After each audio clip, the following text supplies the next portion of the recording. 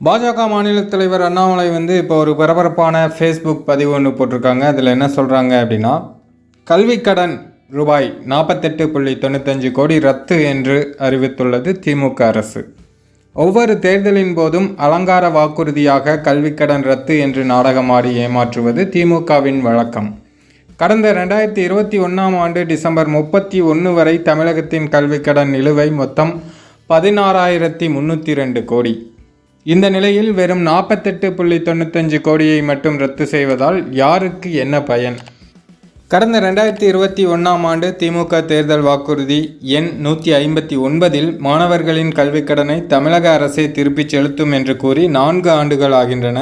திமுகவின் இந்த வாக்குறுதியை நம்பி கல்விக்கடனை திரும்பச் செலுத்தாமல் கடந்த 2023ஆம் ஆண்டு வாராக்கடனாக ரூபாய் 4,124 கோடி அறிவிக்கப்பட்டு, அதனால் வழக்குகளை சந்தித்தும் சுயதொழில் தொடங்க வங்கி கடன் கிடைக்காமலும் மாணவர்கள் எதிர்கொள்ளும் பிரச்சனைகள் ஏராளம்.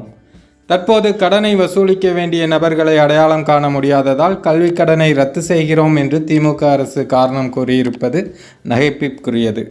கல்விக் கடனை ரத்து செய்வோம் என்ற திமுகவின் வாக்குறுதியை நம்பி காத்து கொண்டிருந்த மாணவ சமுதாயம் ஓடி ஒளிந்து தலைமறைவானால்தான் கடனை ரத்து செய்வோம் என்ற தவறான முன்னுதாரணத்தை ஏற்படுத்தியிருக்கிறது திமுக. நாட்டிலேயே கல்விக்கடன் மிக அதிகமாக நிலுவையில் இருப்பது தமிழகத்தில்தான். இதற்கு காரணம் இதுபோன்ற பொய்யான வாக்குறுதிகளை கொடுத்து மாணவர்களையும் பெற்றோர்களையும் பல தேர்தல்களாக தொடர்ந்து ஏமாற்றி வருவதுதான். திமுகவின் பொய்களுக்கு இளைஞர்கள் எதிர்காலம் பாழாக வேண்டுமா? உடனடியாக திமுக தேர்தல் அறிக்கையில் கூறியதன்படி தமிழக மாணவர்கள் அனைவரின் ஒட்டுமொத்த கல்வி கடன்களையும் ரத்து செய்து தமிழக அரசே திருப்பிச் செலுத்த வேண்டும் என்றும், குறிப்பிட்ட சமூக மாணவர்களுக்கே கல்விக்கடன் ரத்து என்று மாணவ சமுதாயத்திடம் ஜாதி பாகுபாடை தூண்டும் விதமாக செயல்பட வேண்டாம் என்றும் வலியுறுத்துகிறேன் அப்படின்னு அண்ணாமலை இப்போ ஒரு போஸ்ட் ஒன்று பண்ணியிருக்காரு.